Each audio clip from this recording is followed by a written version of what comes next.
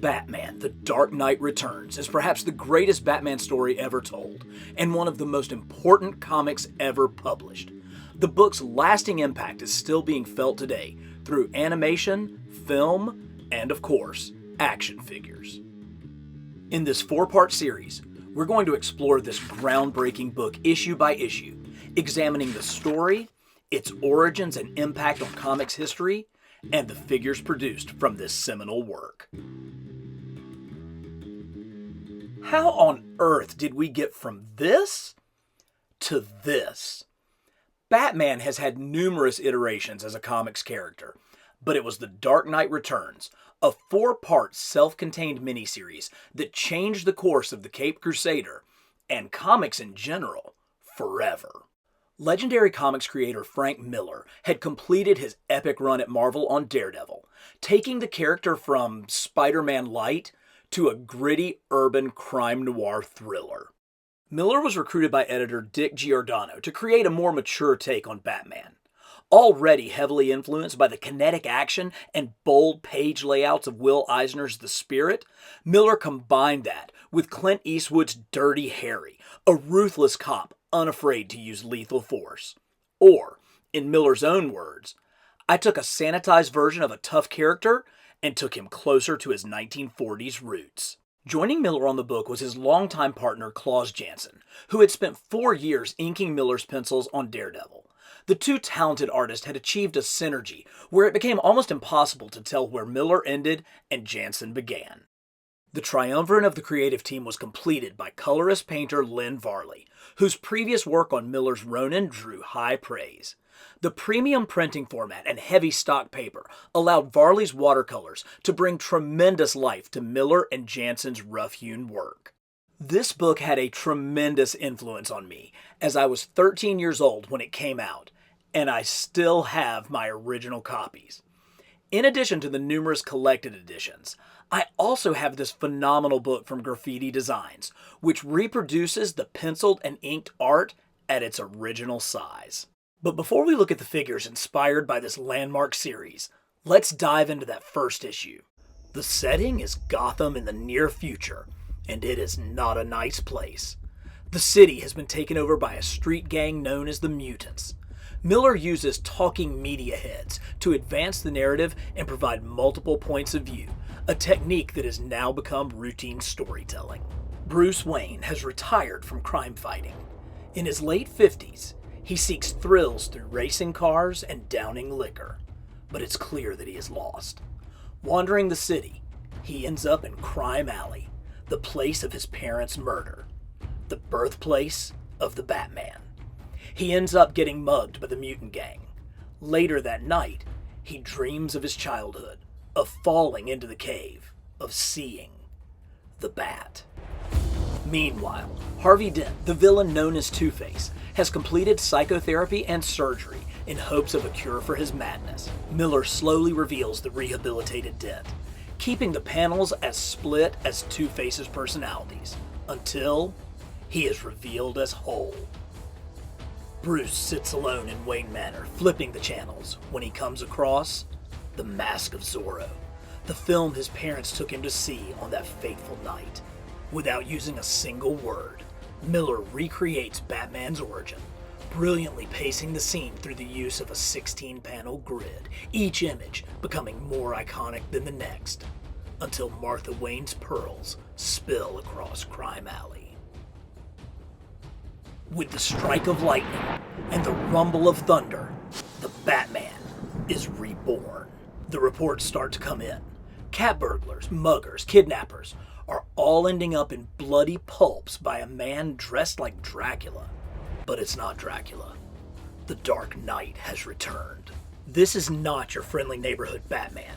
He seems to relish in the pain that he's inflicting. Never more clearly as in this scene, where a rookie cop attempts to stop him, which was copied word for word in the animated version. He even calls the perp a punk like Dirty Harry. You're under arrest, mister! You just crippled that man! He's young, he'll walk again. But you'll stay scared, won't you, punk? But larger dangers return. Commissioner Gordon fires up the bat signal. Harvey Dent's rehabilitation didn't stick. and the Batman realizes Two-Face is planning to attack Gotham's Twin Towers.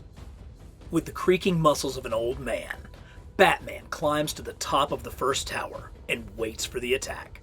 Guessing wrong, he turns his attention to the second tower, but is blasted out of the sky, taking a shot to his chest armor, while Riley noting that that's why he wears a target on his chest. But he will not. He cannot give up.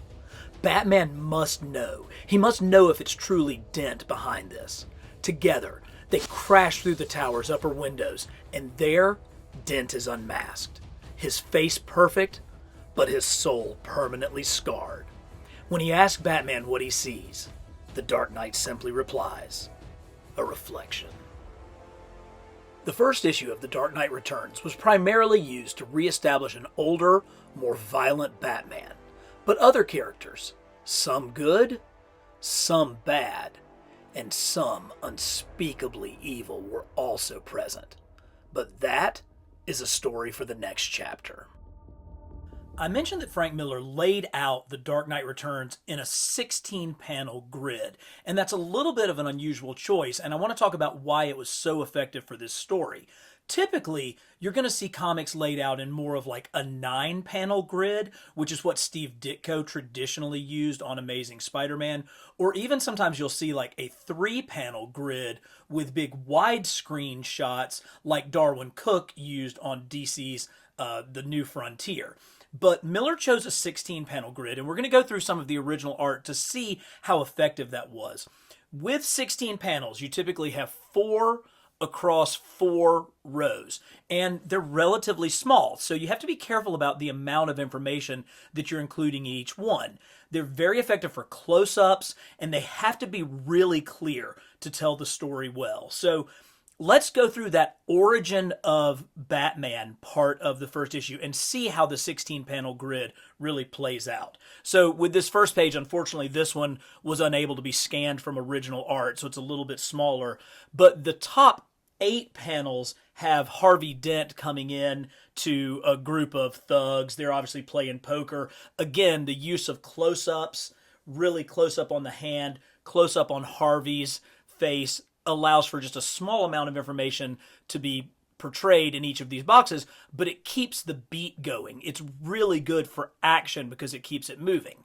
Then we go to almost a half splash, which slows the thing down. It slows down the pace of the page, and you have a sedentary Bruce Wayne sitting watching TV with Alfred making cracks behind him.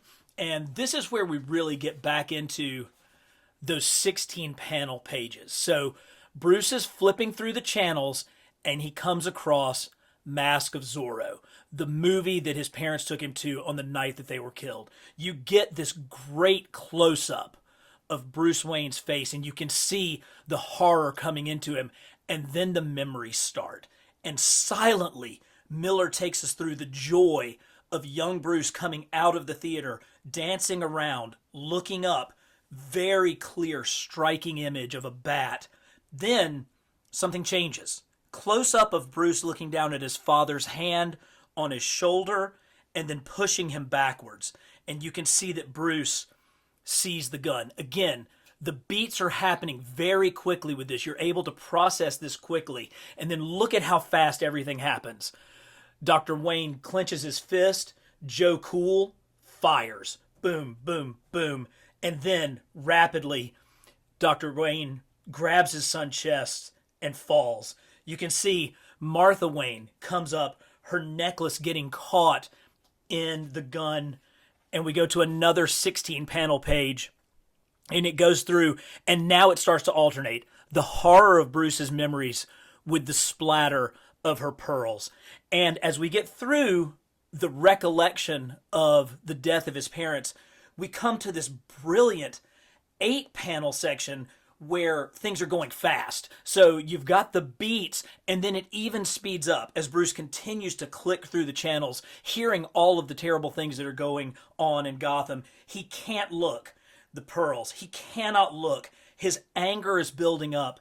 And then we have this brilliant page. Again, Miller uses the 16-panel format, But for these top 8 panels, it's actually a window frame. And so you have Bruce rushing out into the rain, crashing over a statue, but you still have the top 8 panels. They're just used as a device to frame out a window. And then here finally is Bruce out in the rain, remembering those classic images. And we come to the final section where he's back in the house, and we alternate inside, outside, the inside dark, the outside light. You see the reflection of the window coming, and then we get this large panel of the bat smashing through the glass. So I think it's really clear to see how a 16-panel page keeps things moving. It's really great for action, and then by varying the size of the panels, either smaller to go fast or larger to go small, you get that effective storytelling that was really brilliant in The Dark Knight Returns. Okay, let's take a look at some of the Batman figures inspired by the first issue of The Dark Knight Returns. And I think it's important to note that Batman's look changed dramatically over the course of the series, and that was actually one of the plot points that we're going to discover as we continue to move forward. But when he first put the cape and cowl back on, it was that classic 1970s gray and blue with the yellow bat signal on his chest. Kind of that classic Super Friends look. And of course, the yellow bat signal came from editor Julie Swartz when he took over the title at some point in the late 60s, I believe. But this is a more modern look for Batman, and because he was coming out of retirement, this was the look that he initially wore. Now, we've gotten figures from multiple different toy manufacturers. Let's pull them out and take a look at them one by one. You guys saw that adorable picture of me in my 1970s Halloween costume dressed as Batman. So I gotta tell you, this 7-inch, 9-inch action figure from Beast Kingdom in their Dynamic Action Heroes line really speaks to me. I specifically remember having the Batman Mego figure as well as the Batcave and the Batmobile as a kid. So I was actually more of a Batman fan as a youngster than I was even a Spider-Man fan.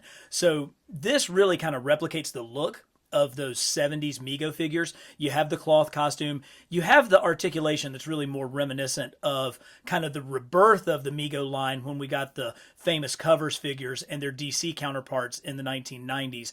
But really solid look, really nicely done. He is thick. It feels like he even has some extra padding across the chest to kind of give him that beefier look that Batman had in The Dark Knight. Remember, Batman's in his 50s, and he's put on a little bit of weight. He's a little bit older.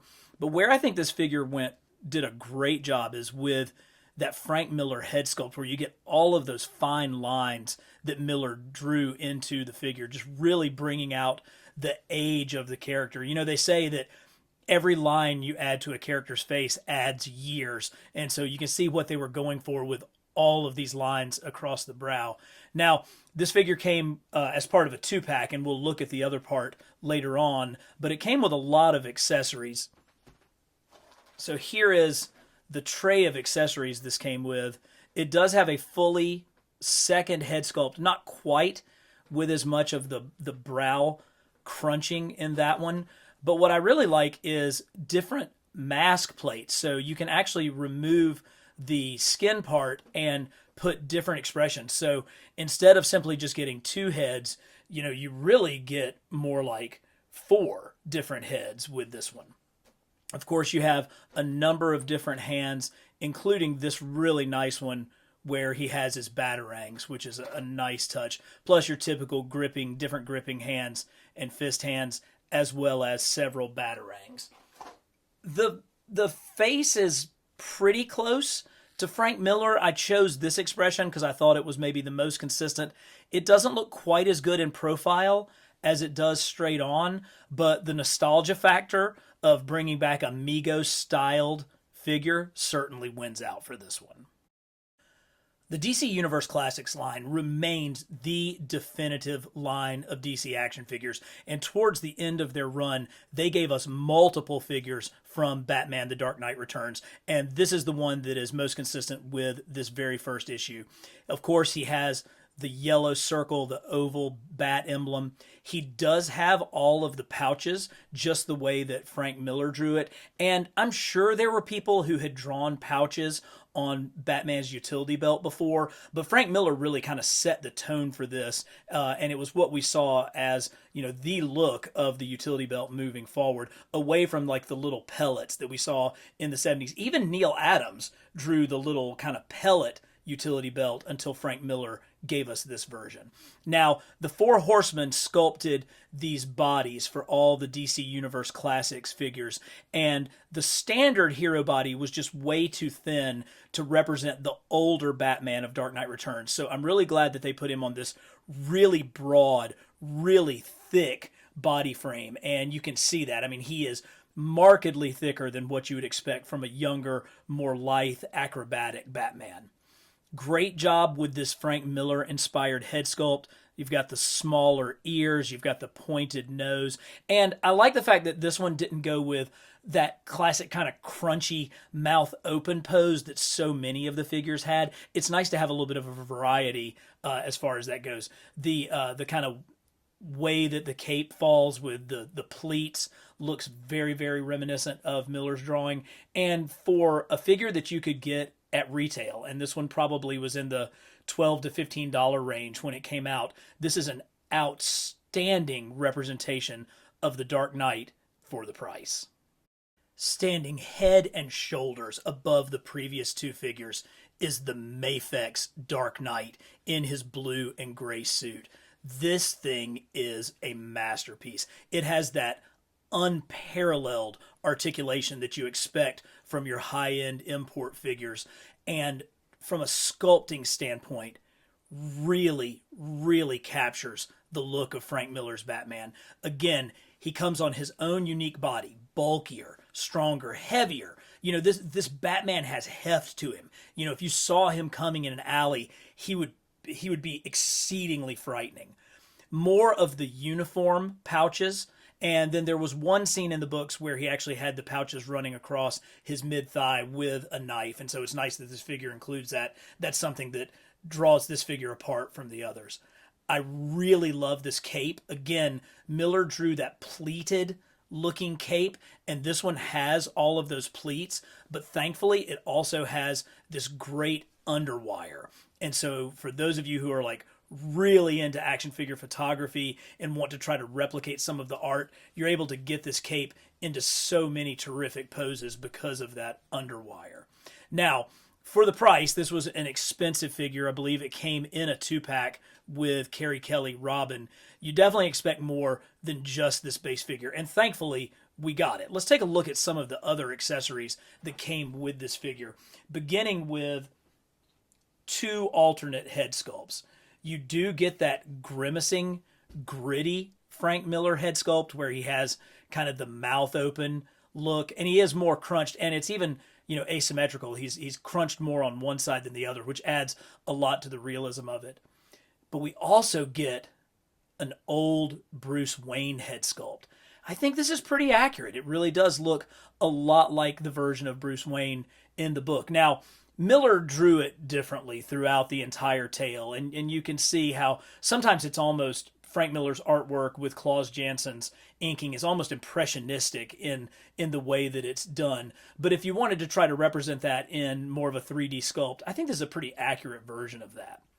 In addition to these 2 head sculpts, we got numerous hands, and I love the fact that these hands come on little stands, which allows me to keep them straight. I've got one open hand and one fist on the character now, and so I'm able to use that to keep those. Here's a couple of slappy fists, a couple of true fist, and then some grabbers, because he does also come with numerous batarangs as well. But when it comes right down to it, this is the best look for that first issue of The Dark Knight Returns, and MAFEX completely crushed it with this gorgeous, gorgeous action figure. The story of The Dark Knight continues with the second issue, The Dark Knight Triumphant. But in the meantime, let me know what you thought of this recap of the first issue. Do you want more comic review, action figure photography, or deeper dives into the making of the books? We are dedicated to bringing you the best in comics history and action figures. So like, share, comment, and subscribe to Carbon Scoring.